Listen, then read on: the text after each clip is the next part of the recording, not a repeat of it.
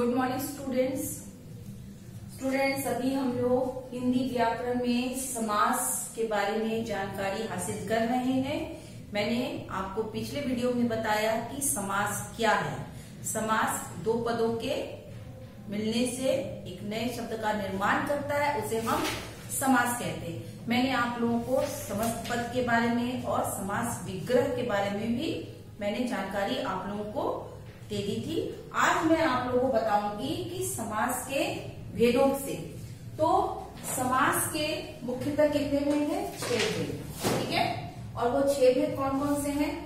पहला भेद है अवयवी भाव समास, दूसरा तत्पुरुष समास, तीसरा कर्मधारय समास, चौथा द्विगु समास, पांचवा द्वंद्व समास और छठा बहुब्रीहि समास। तो समास के ये 6 भेद हो गए, है ना।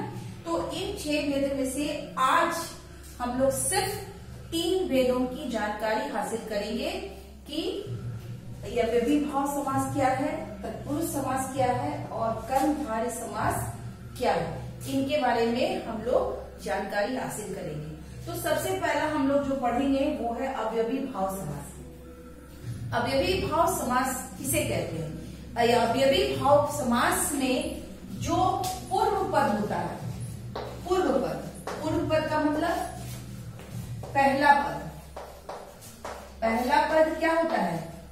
हमेशा क्या होता है? अव्यय होता है। पूर्व पद हमेशा अव्यय और प्रधान होता है, ये हम एग्जाम्पल के थ्रू समझेंगे। प्रधान होता है मीन्स पहला पद हमेशा अव्यय होता है। और अव्यय के बारे में मैंने आप लोगों को बताया था कि अव्यय है क्या। अव्यय को अविकारी शब्द भी हम लोग कहते हैं। तो जिसमें किसी लिंग, वचन, कारक या काल के द्वारा वाक्य में जब कोई परिवर्तन नहीं होता है उसे ही हम अव्यय कहते हैं। तो यहाँ पर अव्यय का पहला पद जो होता है वो अव्यय होता है और अव्यय होने के साथ साथ प्रधान भी होता है। उसके बाद जितने भी समस्त पद हैं वो सभी के सब अव्यय हो जाते हैं। तो जैसे यहाँ पर कुछ अव्यय मैं लिख रही हूँ, जैसे आ हो गया, फिर हो गया आपको यथा हो गया, ये सभी अव्यय है। इसमें किसी प्रकार का कोई परिवर्तन नहीं होता है। जैसे मान लीजिए यथासंभव, इसमें यथा जो हो गया ये अव्यय हो गया। यथाशीघ्र, आजन्म, तो इसमें ये यथा ये अव्यय है, ये आ जो है ये भी अव्यय है। इसे ही हम क्या कहते हैं? अवयवी भाव समास कहते हैं। जैसे आप लोग एक वर्ड हम देख रहे हैं, जैसे हमने बताया आपको आजन्म, अगर हम इसको विभक्त करेंगे, इसका विग्रह करेंगे तो क्या होगा? जन्म से, इसको विग्रह करने से जन्म से। अब इसको देखिए, इसमें पूर्व पद हो गया, उत्तर पद हो गया। ये जो आपका हो गया ये क्या है? प्रधान है। तो ये क्या हो गया? ये आपका पूर्व पद है। और ये क्या है आपका? ये उत्तर पद है। मैंने पहले ही बताया था पूर्व पद मीन्स पहला और उत्तर पद का मतलब दूसरा पद। तो अवयवी भाव मतलब समझ में आ गया कि क्या है? जिसमें पूर्व पद मीन्स पहला पद, ये पहला पद प्रधान होता है। पहला पद हमेशा अव्यय होता है और प्रधान भी होता है, उसे हम क्या कहते हैं? अवयवी भाव समास कहते हैं। क्लियर हो गया? अब है तत्पुरुष समास। अब तत्पुरुष समास में हमेशा दूसरा पद प्रधान होता है, दूसरा पद प्रधान होता है। और क्या होता है इसमें? और पर्षद किसको बोलते हैं? कारक के विभक्ति चिन्हों को पढ़े हैं ना हम लोग, कारक के विभक्ति चिन्ह।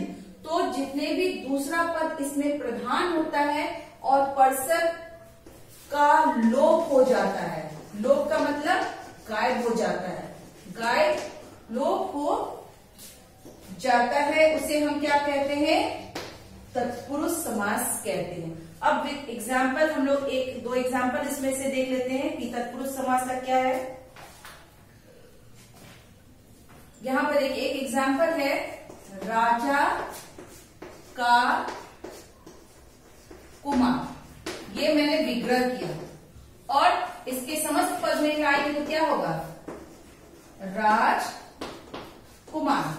अब राजा का कुमार, इसमें क्या बताया गया है कि दूसरा पद क्या होता है, प्रधान होता है। दूसरा पद प्रधान हो गया और पर्षद का लोप हो जाता है। पर्षद कौन है इसमें, पर्षद क्या है, का ना।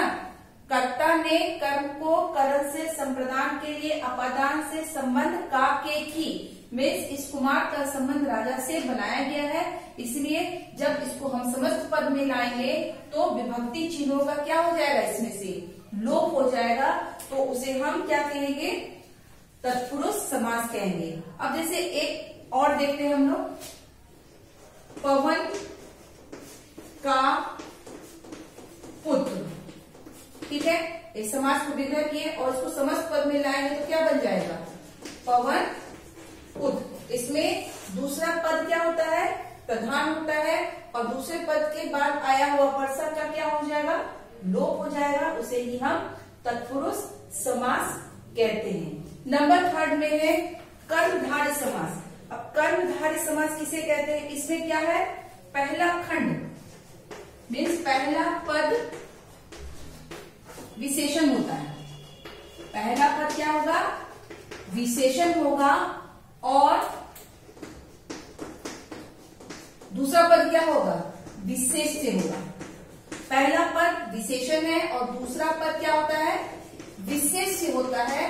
उसे हम क्या कहते हैं, कर्मधारय समास कहते हैं। और साथ ही साथ पहला पद उपमान और दूसरा पद उपमेय होता है, उसे हम कर्मधारय समास कहते हैं। अब जैसे यहाँ पर एक एग्जाम्पल हम लोग देखते हैं कर्मधारय समास का।